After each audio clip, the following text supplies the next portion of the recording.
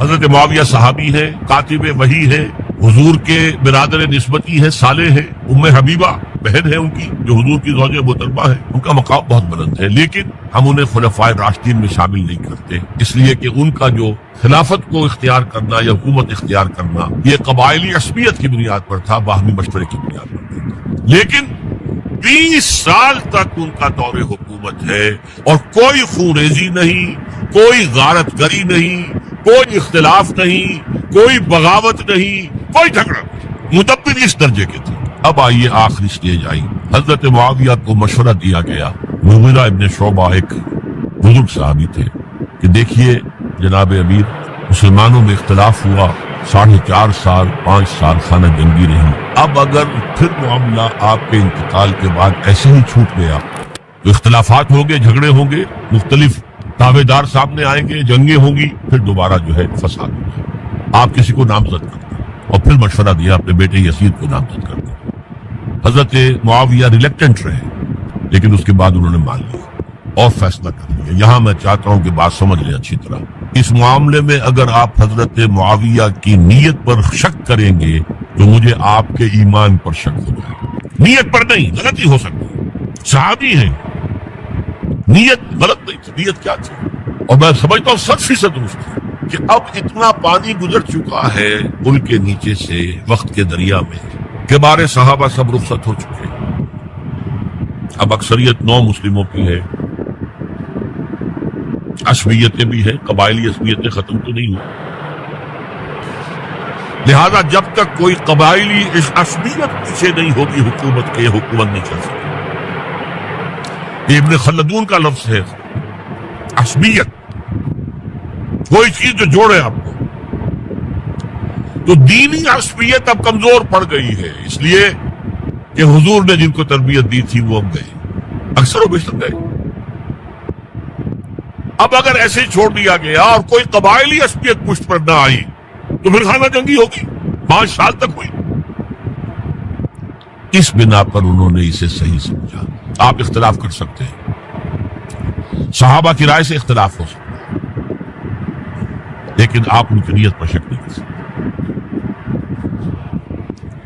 بہرحال واقعہ کیا ہے تاریخی اعتبار سے کہ یہ 10ویں سال میں نامزد کر دیا یزید کو اپنے بعد خلیفہ کے لیے، ولی عہد۔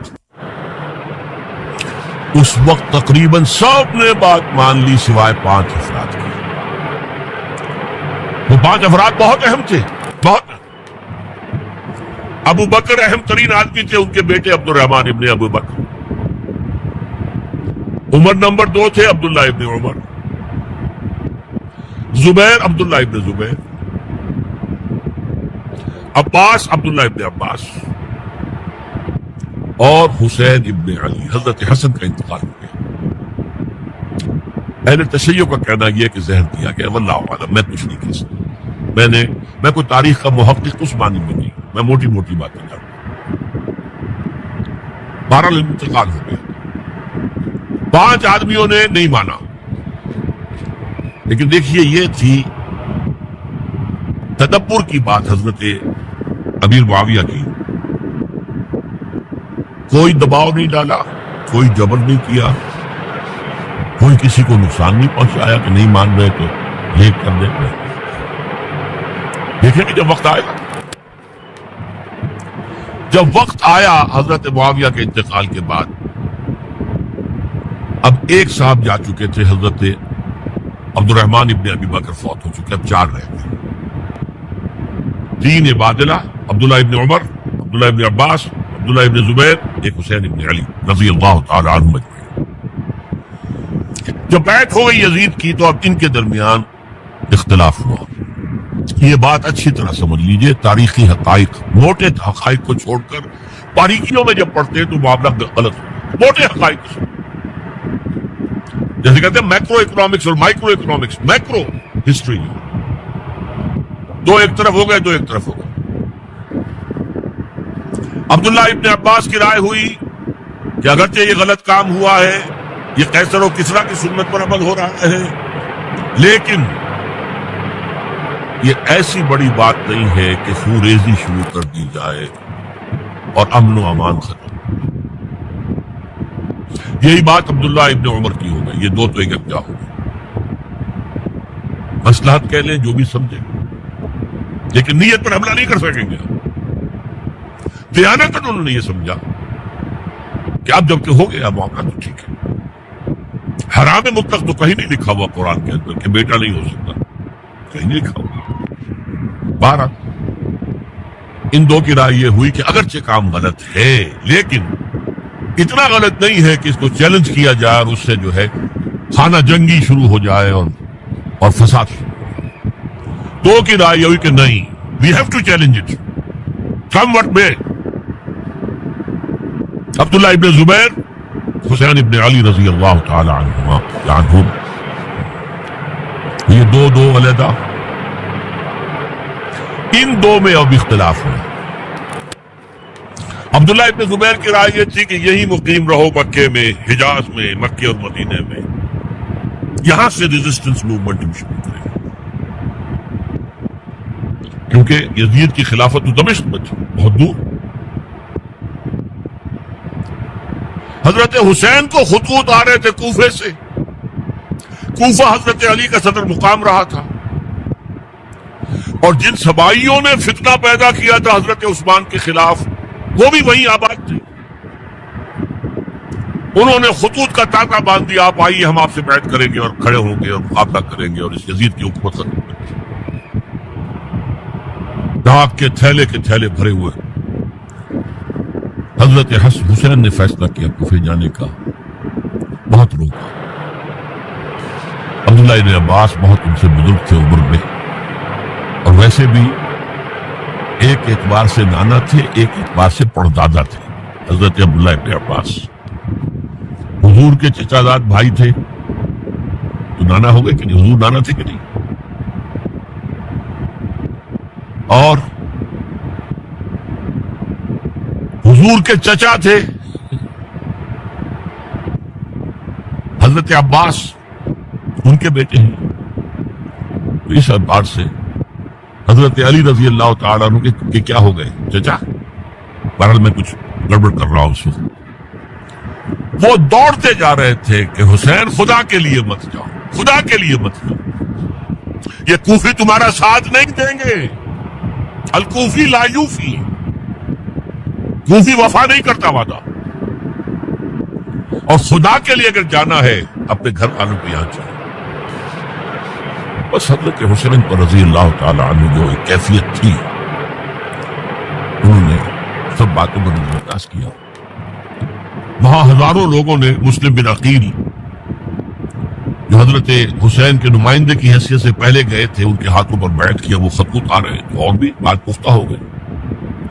ابھی راستے ہی میں تھے کہ پتہ چلا کہ ابن زیاد گورنر بن کر آیا ہے, اور اس نے جو وہاں پر تشدد کیا ہے اور ڈنڈا برسایا ہے, سب بیعت توڑ کے گھروں میں چھپ گئے. اور مسلم بن عقیل جو ہیں وہ بے یار و مددگار شہید بھی کرتے ہیں. حضرت حسین نے ارادہ کیا کہ واپس ہو جائے. اب مسلم بن عقیل کے بیٹے جو وہ عرب کی ایک غیرت ہے, ایک آنر جسے آج کل کہتے ہیں, ہم اپنے باپ کا بدلہ لیے بغیر نہیں جائیں. اور حضرت حسین کی شرافت و بہت, یہ لوگ میرے ساتھ آئے تھے, میرا ساتھ دے رہے تھے, اب میں ان کا ساتھ کیسے دوں. بہرحال وہ حادثہ فاجعہ ہو کر رہا, اور اس میں سب سے بڑا سبق جو بنا ہے وہ میں چاہتا ہوں جس کی طرف کسی کی نگاہ نہیں گئی. افسوس یہ ہے کہ میرا اس پر جو کتابچہ ہے سانحہ کربلا وہ آؤٹ آف پرنٹ تھا. کوشش تھی کہ آج یہاں وہ پیش کیا جاتا, مختصر ترین, لیکن آپ دیکھیں گے کہ کلیئر ہو جاتی ہے ہسٹری. دو کتابچے ہیں.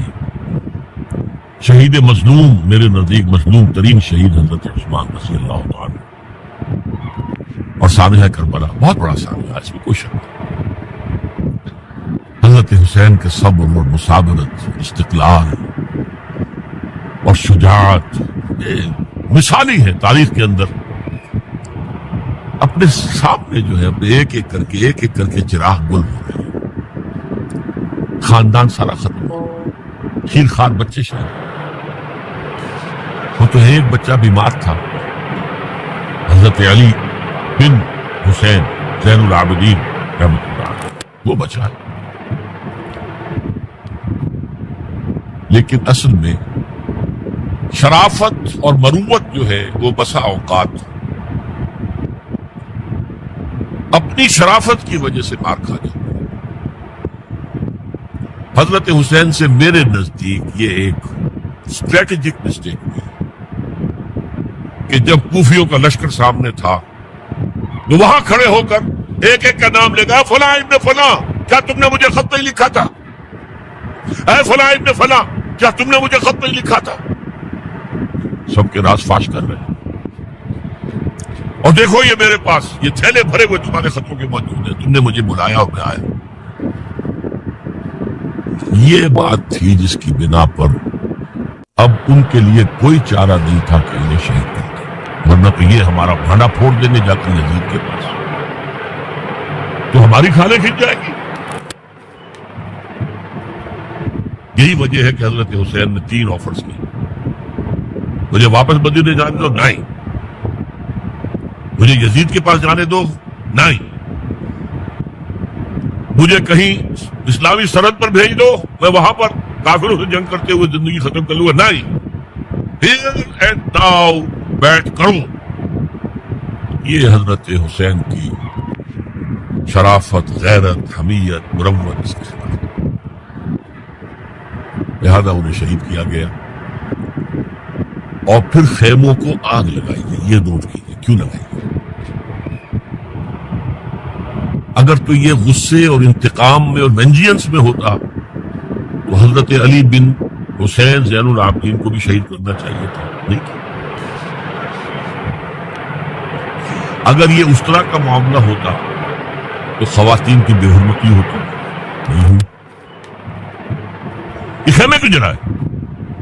تاکہ وہ جو ایویڈنس ہے وہ ختم ہو جائے، ہمارے خلاف یہ جو ڈاکومنٹری پروف لیے پھر رہے ہیں، خیمے جلیں گے اور یہ تھیلے بھی جل جائیں گے اور یہ خطوط بھی جل جائیں گے اور ہم بچ جائیں گے۔ یہ ہے میرا تجزیہ۔ بہرحال اس میں کوئی شک نہیں کہ تاریخ انسانی کے عظیم حوادث میں سے وہ ہے، اور میرے نزدیک حضرت حسین رضی اللہ تعالیٰ عنہ کا اختلاف کر سکتا، جو چاہے کرے، حضرت حسین سے اختلاف کرے اور اتفاق کرے حضرت عبداللہ ابن عمر، عبداللہ ابن عباس کے ساتھ، تب بھی ٹھیک ہے، اور اگر حضرت عبداللہ ابن عباس اور عبداللہ ابن عمر سے اتفاق کرے اور حضرت حسین ان سے اختلاف کرے، تب بھی شک ہے۔ معصوم کوئی نہیں، ہمارے نزدیک معصومیت خاصہ نبوت ہے، نبوت ختم ہوئی حضور پر، معصومیت سے غلطی ہر ایک سے ہو سکتی ہے اور آپ رائے رکھ سکتے ہیں، لیکن کسی صحابی کی نیت پر حملہ نہیں کریں گے آپ۔ صحابی کی نیت پر حملے کا مطلب کیا ہے کہ محمد صلی اللہ علیہ وسلم تزکیہ نفس نہیں کر پائے، یہ ریفلیکٹ کرے گی حضور کی اس پوری کی پوری جد و جہد پر کہ شخصیت سازی نہیں کر پائے محمد صلی اللہ علیہ وسلم، معاذ اللہ ثم معاذ اللہ ثم معاذ اللہ۔ بہرحال یہ ہے تاریخ کے اعتبار سے ہمارے ہاں جو عظیم ترین ذی الحج کے مہینے میں حضرت عثمان شہید ہوئے تھے، 28 ذی الحج کو حضرت عمر پر حملہ ہوا تھا، 1 محرم کو ان کی شہادت ہوئی تھی، 10 محرم کو سانحہ کربلا پیش آیا تھا۔ یہ ہماری اس ابتدائی تاریخ کے اہم لینڈ مارکس ہیں جنہیں ہم شہادت کے نام سے جانتے ہیں، لیکن میں اب پھر دوبارہ کہوں گا یہ اللہ کی راہ میں قتل ہوئے۔ وَلَا تَقُولُوا لِمَنْ يُقْتَلُ فِي سَبِيلِ اللَّهِ أَمْوَاتٌ بَلْ أَحْيَاءٌ وَلَكِنْ لَا تَشْعُرُونَ وَلَا تَحْسَبَنَّ الَّذِينَ قُتِلُوا فِي سَبِيلِ اللَّهِ أَمْوَاتًا بَلْ أَحْيَاءٌ عِندَ رَبِّهِمْ يُرْزَقُونَ۔ لیکن وہ شہادت علی الناس کی ذمہ داری جو مجھ پر اور آپ پر ہے، حضرت حسین کو یاد کر لیں، حضرت عثمان کو یاد کر لیں، ان کے لیے کوئی رنج اور غم کا اظہار کر لیں، اس سے کچھ حاصل نہیں ہے۔ حاصل تو یہ ہے کہ شہادت علی الناس کی تیاری کی گئی۔ اپنی ذاتی زندگی میں آج سے گواہی دیجیے اللہ کے بندے ہونے کی، اپنے عمل میں، اپنے قول میں، اور کوشش کیجیے کہ مل جل کر اس ملک کے اندر وہ نظام برپا کریں کہ جو شہادت علی الناس دین حق کے ایک کامل نمونے کے طور پر دنیا پر حجت قائم کر دے کہ دیکھ لو اپنی آنکھوں سے، یہ ہے وہ دین حق جو محمد نے کرایا تھا۔ اللہ تعالیٰ مجھے اور آپ کو اس کی توفیق عطا فرمائے۔ باقی یہ کہ یہ کیسے ہوگا، اس پر تو میری کتابیں پہلے بھی تقاریر میں کر چکا ہوں، وہ منہج انقلاب نبوی وغیرہ وہ ہے، ان کا مطالعہ کیجیے۔ بارک اللہ لی ولکم فی القرآن العظیم ونفعنی وإیاکم بالآیات والذکر الحکیم۔